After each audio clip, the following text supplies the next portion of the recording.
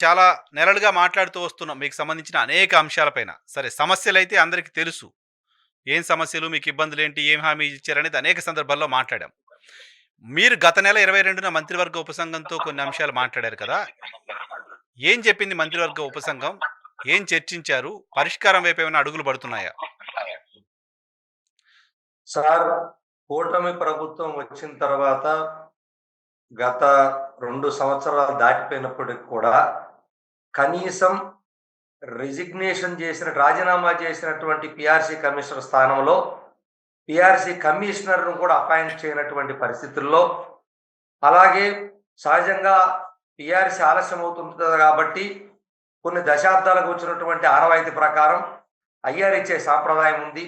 ఆ సాంప్రదాయాన్ని కూడా కనీసం పట్టించుకోకపోవటం, అది కూడా వాళ్ళు మేనిఫెస్టోలో హామీ ఇచ్చినటువంటి పరిస్థితి కూడా ఉంది. హ్మ్. మంచి పీఆర్సీ ఇస్తాం, మేము రాగానే ఐఆర్ ఇస్తామని.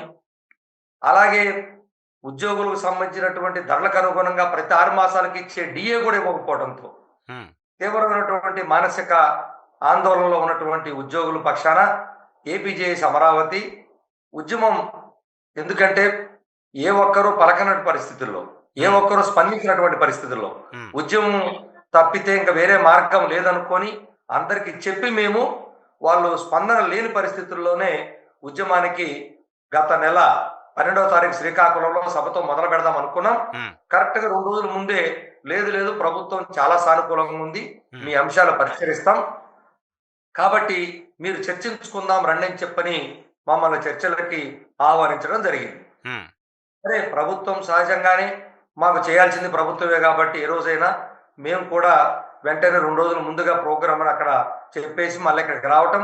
హ్మ్. 10, 11 పోయిన నెల జులైలో హ్మ్. 2 రోజులు కంటిన్యూగా ఏపీజేఎస్ అమరావతి రాష్ట్ర నాయకత్వంతో మంత్రివర్యులు ఆర్థిక శాఖ మంత్రులు, రెవెన్యూ శాఖ మంత్రులు, ఐఎన్‌పిఆర్ శాఖ మంత్రులు ముగ్గురు కూడా చర్చలు చేశారు. హ్మ్. అయితే మీరు ఇది జాయింట్ షాప్ కౌన్సిల్‌లో పెట్టండి, తక్షణమే ఉద్యోగ సంఘాలతో చర్చలు చేసి మా సమస్యలు పరిష్కరించండి అని మేము చెప్పడం. ఓకే. దానికి అనుగుణంగానే మరలా 10 రోజులు గ్యాప్ తీసుకుని 22వ తారీఖున హ్మ్. అన్ని ఉద్యోగ సంఘాలతో నలుగురు మంత్రివర్యులు, అదే విధంగా 10 మంది స్పెషల్ చీఫ్ సెక్రటరీలతో జాయింట్ షాప్ కౌన్సిల్ సమావేశం నిర్వహించారు. హ్మ్. ఆ సమావేశంలోనే మేము ఏదో ఒకరు వాళ్ళు గౌరవ ముఖ్యమంత్రి గారి ఆదేశాలు తీసుకొని వచ్చి హ్మ్. మాకేదైనా అనౌన్స్ చేస్తారని వెయిట్ చేశాం. ఓకే. ఎందుకంటే మాతో జరిగిన చర్చలకి 22వ తారీఖు జరిగిన చర్చలకి 15 రోజులు గ్యాప్ ఉంది. హ్మ్. సహజంగా అంత గ్యాప్ పెట్టరు ఎవరు గూడా. ఓకే. సరే, ఆ రోజు గూడా చెప్పలేదనుకుందాం. దాదాపు ఆ రోజు మేము పీఆర్సీ కమిషన్ దగ్గర నుంచి మా పాత లెక్కల బకాయిలకి పే స్లిప్‌లో చూపించాలి, మాకు బకాయి లెక్కలెంతో చెప్పాలి. హ్మ్. అలాగే మిగిలినటువంటి 29 డిమాండ్‌లతో కూడినటువంటి డిమాండ్స్ అన్నీ గూడా మేము స్పష్టంగా 5, 6 గంటల సేపు అందరు ఉద్యోగ సంఘాలు చెప్పాం. హ్మ్. సో, ఆ రోజు చేయకపోయినా కనీసం మరుసటి రోజు 2 రోజులకో, 3 రోజులకో కనీసం చర్చలకు పిలవాలి. హ్మ్. ఇదే ప్రభుత్వం గత 18/10/2025న ఉదయం మంత్రులతో సమావేశం జరిగి, సాయంత్రం కల్లా తీసుకెళ్ళిపోయారు గౌరవ సీఎం గారి దగ్గరికి. ఓకే. కానీ ఈసారి ఇప్పటికి గూడా 22 నుంచి ఇప్పటికి ఎన్ని రోజులయిందో చూడండి.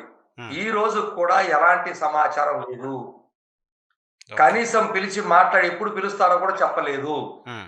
చెప్పకపోగా హ్మ్. చెప్పకపోతే సరే చెప్తారని ఎదురు చూస్తున్నాం. హ్మ్. కానీ సడెన్‌గా 4 తారీఖున హ్మ్. ప్రభుత్వం ఒక ప్రెస్ మీట్ పెట్టి, హ్మ్.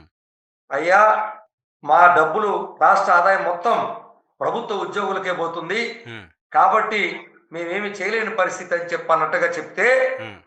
అప్పుడు ఉద్యోగులకు గాని, ఉద్యోగ సంఘ నాయకులకు గాని మాకు ఒక్కసారిగా షాక్ అయిపోయాం. హ్మ్. ఇదేంటి మన చర్చలు పిలుస్తామన్నారు, హ్మ్. చర్చల్లో ఏదో హామీలు ఇస్తారనుకున్నాము, హ్మ్. మాకేయో పరిష్కారాలు చేస్తామనుకుంటే, హ్మ్. వీళ్ళు ఒక్కసారిగా ఉద్యోగులు రాష్ట్ర ఆదాయం అంతా ఉద్యోగులకు పోతుందని చెప్తే, ఇది దేనికి సంకేతము? హ్మ్. అంటే మా చర్చల పేరు మీద పిలవకుండానే లేదా పిలిచి ఇది మేము చేయలేము, ఏమి మా వల్ల కాదని చెప్పేదానికా? లేకపోతే చర్చలు కూడా మేము పిలవలేము, రాష్ట్ర ఆదాయం అంతా కూడా పోతుందని ప్రజలకు చెప్పి, ప్రజల మా మీదకేమన్నా మరి మాకు ప్రజలకు మధ్యలో గ్యాప్ ఏర్పాటు చేయాలనా? అర్థం కాని పరిస్థితుల్లో అసలు ఏంటి లెక్కలని మేము కూడా లెక్కల్లోకెళ్ళి తొంగి చూసాం. ఓకే. అప్పటి వరకు మేము అసలు అంత డీప్‌గా లెక్కల్లోకి కూడా వెళ్ళలేదు. హ్మ్. సో మాకు ప్రభుత్వం నుంచి ఎవరు లెక్కలు చెప్పరు, ఎవరు సమాచారం ఇవ్వరు కాబట్టి హ్మ్. ఈ సమాచారం అంతా కూడా ఒక ఆథరైజ్డ్‌గా, అథెంటికేటెడ్‌గా ఉండేటువంటి డేటా కావాలంటే ఒక కాగ్ కాబట్టి ఆ కాగ్ నివేదికలోకి వెళ్ళిపోయాం మేము. ఓకే. ఆన్‌లైన్‌లో ఉంది. హ్మ్. సో ఆ నివేదికల ప్రకారం మేము డేటా మొత్తం తీసుకొని 4, 5 రోజుల పాటు మేము చర్చించుకొని అందరం మాకు మేముగానే దాని డెప్త్‌కెళ్ళిన తర్వాత గాని అప్పుడు వరకు మాకు తెలియనటువంటి విషయం అంతా కూడా తెలుసుకోవడం జరిగింది. హుహు. ఏంటి అప్పుడు ప్రభుత్వం అర్థమైంది. చంద్రబాబు నాయుడు గారు ముఖ్యమంత్రిగా చెప్పిన మాట 90% పైగా డబ్బులన్నీ ఉద్యోగుల జీతాలకి, ఖర్చులకి అయిపోతున్నాయని చెప్పిన మాట అబద్ధం అని చెప్పిందా కాగు? ఏం ఏం గుర్తించారు మీరు? ఎక్కడా కూడా కాగ్‌కి ఇన్ఫర్మేషన్ ఇచ్చిందంతా కూడా రాష్ట్ర ప్రభుత్వమే. హ్మ్. ప్రతి సంవత్సరం, ప్రతి నెల కూడా కాగ్ వెబ్‌సైట్‌లో వీళ్ళు పంపించిన సమాచారాన్ని కేంద్ర ప్రభుత్వం ఆ వెబ్‌సైట్‌లో అప్‌లోడ్ చేస్తది. హ్మ్. దాని ప్రకారం చూస్తే హ్మ్. మొత్తం ఖర్చులో హ్మ్. అంటే ఈ రాష్ట్ర ప్రభుత్వం కేవలం మనం ఇప్పుడుదే తీసుకుందాం. పాతది కూడా అవసరం లేదు. హ్మ్. ఈ మార్చిదే తీసుకొని చూసాం మేము. హ్మ్. 2026 నుంచే తీసుకున్నాం. హ్మ్. లేటెస్ట్ తీసుకుంటేనే స్పష్టంగా మొత్తం రాష్ట్ర ప్రభుత్వం చేసే ఖర్చులో అంటే 2,26,808 కోట్లలో మా ఖర్చు హ్మ్. కేవలం, కేవలం అంటే 84,000 కోట్లు మాత్రమే. అంటే ఎంత పర్సెంటేజ్ అందులో? కేవలం 84% మాత్రమే. 30, అంటే 40% వస్తుంది. హ్మ్. 37% అయితే 37 ఓకే. 37 84,000 కోట్లని చెప్తున్నాను హుహు. ఖర్చు. ఓకే. 2,26,000లో 84,000 కోట్లు 37% ఓకే. ఖర్చులో చూస్తే. హ్మ్. లేదు సహజంగా ఏమని చెప్తాము? మొత్తం ఖర్చులో ఖర్చెంత అని చెప్తాము. లేదా మొత్తం ఆదాయంలో ఎంత ఖర్చని చెబుతాం. హ్మ్. ఇక్కడ చాలా తెలివిగా హ్మ్. ప్రభుత్వం 4 రాష్ట్రాల్ని పక్క రాష్ట్రాల్ని పోలుస్తూ హ్మ్. మన ఆంధ్రప్రదేశ్‌లో విపరీతమైన ఖర్చు అవుతుందని చెప్పారు. హ్మ్. ఆ 4 బాగా తెలివిగా చూడండి. ఆ 4 రాష్ట్రాల్లోనేమో మొత్తం టాక్స్‌ని అంటే వచ్చే ఆదాయాన్నంతా లెక్కేసి వాళ్ళు డేటా ఇచ్చారు. ఓకే. మన ఆంధ్రప్రదేశ్‌కి మాత్రం కేవలం స్టేట్ ఓన్ రెవెన్యూ అని చెప్పి ఒక్క డేటానే తీసుకొని ఆ ఖర్చులో 84,000 కోట్లు తీసేస్తున్నారు. ఓహో! హ్మ్. ఇది చూడండి ఎంత దుర్మార్గమో. హ్మ్. హ్మ్. హ్మ్.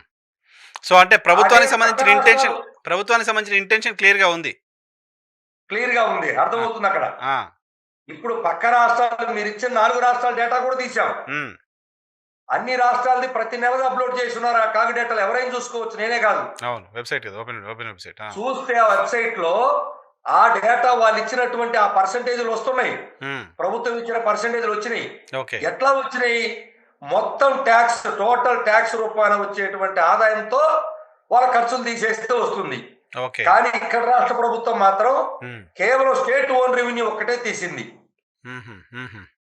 సో, ఒకవేళ మీరనుకున్నట్టుగా స్టేటు ఏదైతే రాష్ట్రంలో టాక్స్ ఒకటే తీసుకున్నాం. టాక్స్ అంటే మనకొచ్చే ఆదాయపు పన్నుల మొత్తం మీద, పన్నుల మీద వచ్చే ఆదాయంలో హ్మ్. తీసి చూస్తే 59% వస్తుంది మా ఖర్చు. ఓకే. 1,42,926 కోట్లు. హుహు. అందులో 84,841 కోట్లు మన ఖర్చు. సో, అప్పుడు అంటే 59%. 59% ఓకే. ప్రభుత్వం చెప్తుంది లేదు. 90% పైగా అని. ఆ! కానీ ధర్మంగా చూడాల్సింది ఎందుకంటే, ఈ మా ఖర్చులోనేమో అన్నీ తెచ్చి పెడతారట. హ్మ్. గ్రాంట్ ఇన్ ఎయిడ్ వాళ్ళకిచ్చే జీతాలు గాని, హ్మ్. ఎమ్మెల్యేలకిచ్చే జీతాలు గాని, హ్మ్. మంత్రులకిచ్చే జీతాలు గాని, హుహు. లేదా ప్రొఫెషనల్ సర్వీసెస్ అని చెప్పి ఎవరో కంప్యూటర్‌లోళ్ళకిచ్చేయి గాని, హ్మ్. నామినేటెడ్ పదవులు గాని, హుహు. కన్సల్టెంట్‌లు గాని హుహు. అన్నీ చూపిస్తారట. ఖర్చులో మాత్రం అన్నీ చూపించొచ్చు. ఓకే. ఆదాయంలో మాత్రం అన్నీ చూపించరట. ఇది ఓకే. చూడండి విచిత్రం. ఓకే. ఓకే. ఆహా! సో, మొత్తం ఆదాయంలో ఖర్చు చూపించడం అనేది ధర్మము. హ్మ్. ఈ మొత్తం ఆదాయం లెక్కేస్తే, సార్. మొత్తం ఆదాయం రాష్ట్ర ఆదాయము రెవెన్యూ అంటే క్యాపిటల్ జోలికి పోవట్లేదు మేము. క్యాపిటల్ రిసీట్ ఇది గుర్తుపెట్టుకోండి. హ్మ్. క్యాపిటల్ రిసీట్లు అంటే ప్రభుత్వం తెచ్చే అప్పులు కానీ, ప్రభుత్వం పెట్టుబడులు పెట్టే సంస్థలు కానీ, ఆ రెండు మేము తీసుకోవటం లేదు. కేవలం ట్యాక్స్ రూపాన ప్లస్ మనకొచ్చే గ్రాంటీ రేట్ కానీ, లేదా మనకొచ్చే ఇతర ఆదాయం ల్యాండ్ రెవెన్యూ కానీ ఏదైనా అంతా ఆదాయమే. మొత్తం ఆదాయంలోనే ఖర్చు అంటే రాష్ట్ర ఆదాయం అది. హ్మ్. ఆ ఆదాయంలో ఖర్చు తీస్తే 1,78,000 కోట్లలో 84,000 కోట్లు అంటే కేవలం 47% మా ఖర్చు. ఓహో! సో, ప్రభుత్వం అంటే చెప్తుంది, బాగా చూడండి. ప్రభుత్వం చెప్తుంది మొత్తం చాలా. ఆదాయంలో ఆ! ఖర్చు తీస్తేనేమో 37%. ఆ! ఓన్లీ ట్యాక్స్ రూపంలో వచ్చే ఆదాయంలో తీస్తేనేమో 59%. హ్మ్. టోటల్ రెవెన్యూ అంటే రిసీట్స్ లో తీస్తేనేమో 47%. 47%. హ్మ్. ఎక్కడి నుంచి 98% వచ్చింది? ఓకే. ప్రభుత్వం ఎందుకు ఆ మాట చెప్తోంది? నేరుగా ముఖ్యమంత్రి గారు చెప్పారు. మొత్తం డేటా అంతా చూపిస్తూ, లెక్కలను చూపిస్తూ చెప్పిన మాట ముఖ్యమంత్రి గారు చెప్పిన మాట. అదే వాళ్ళే చూడాలి. ఆ! ఎందుకంటే మేము చెప్పేది ఏమి మేము తెచ్చుకున్న పేపర్స్ కాదు. ముఖ్యమంత్రి గారు కొత్తగా ఈరోజు ముఖ్యమంత్రి అవ్వలే. 4 సార్లు ముఖ్యమంత్రి అయ్యారు. మీకు తెలుసు. అదే మీరు కదా. సుదీర్ఘకాలం పనిచేస్తున్నారు. ఎందుకు ప్రభుత్వం ఇటువంటి ఒక నేరేషన్‌ని బిల్డ్ చేసే ప్రయత్నం చేస్తోంది ఉద్యోగుల పైన? సార్ మాకు అర్థం కాని పరిస్థితి అదే. హ్మ్. ఎందుకంటే ప్రభుత్వం ఏదైనా ఉంటే ప్రభుత్వ ఉద్యోగులకి తన సొంత ఉద్యోగులు అంటే ఉద్యోగులు ప్రభుత్వ ఉద్యోగులు ప్రభుత్వం వేరు కాదని వాళ్ళే స్పష్టంగా చెప్పారు. హ్మ్. అది కూడా ఫ్రెండ్లీ ప్రభుత్వం అని చెప్పి అన్నారు. హ్మ్. చెప్పినప్పుడు ఏదైనా ఉంటే మేము ఇది పరిష్కరించగలం, ఇది రేపు పరిష్కరిస్తాం, ఇది ఎల్లుండి పరిష్కరిస్తామని పిలిచి చర్చలో చెప్పొచ్చు. అవును. ఉద్యమానికి వెళ్ళే వాళ్ళని హ్మ్. వెనక్కి పిలిచి హ్మ్. చర్చలు చేసి హ్మ్. 15 రోజులు అవుతుంటే హ్మ్. మధ్యలో సడన్ గా పిలిచి ఈ విధమైనటువంటి డేటా బయటకిస్తే ప్రజల్లో నిజంగానే ఉద్యోగులకు మొత్తం ఆదాయం అంతా పోతున్నటువంటి తప్పుడు సంకేతాలు వెళ్ళిపోతాయి కదా. కరెక్ట్. దానివల్ల హ్మ్. మీకు వచ్చేటువంటి ఉపయోగం ఏముంటుంది? ఆ! కాబట్టే మేము ఈ లెక్కలకెళ్ళాము. ఈ లెక్కల్లో చాలా స్పష్టత ఇప్పటి నుంచి కాదు, గత 30, 20 ఏళ్ళకు కూడా తీశాం. హ్మ్. ఏ రోజు కూడా రాష్ట్ర ప్రభుత్వ ఆదాయంలో ఎక్కడా కూడా 40% మించట్లేదు. ఓకే. గత ప్రభుత్వ హయాంలో కేవలం కరోనాతో ఆదాయం పడిపోతే ఒక 2 సంవత్సరాలు మాత్రమే తక్కువగా కనపడింది. హుహు. హుహు. అంతకు తప్పించి ఎప్పుడు కూడా 40% కన్నా ఖర్చు మించలేదు. ఓకే. మొత్తం అన్ని విడిచితే ఈ రోజు ఏం చెప్పారు? హ్మ్. తెలంగాణ ప్రభుత్వం 44% ఉంది హ్మ్. ఖర్చు. హ్మ్. మంది విపరీతంగా అంటున్నారు. హ్మ్. తెలంగాణ ఉద్యోగులు బాగా గుర్తుపెట్టుకోవాలి. తెలంగాణ ఉద్యోగులు మన ఉద్యోగులకి వాళ్ళు 42%, మనం 58%.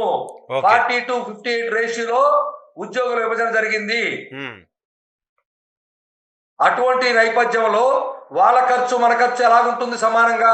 అయినప్పటికీ కూడా వాళ్ళకి దగ్గరగా ఉన్నామంటే ఈరోజు మనకు సంబంధించినటువంటి పేమెంట్స్ కూడా ఏమి చేయకపోతే నువ్వు తక్కువ కనపడుతుంది. ఓకే. అంతే తప్ప ఎందుకు తక్కువ కనపడుతుంది మీకు? హ్మ్. హ్మ్. హ్మ్.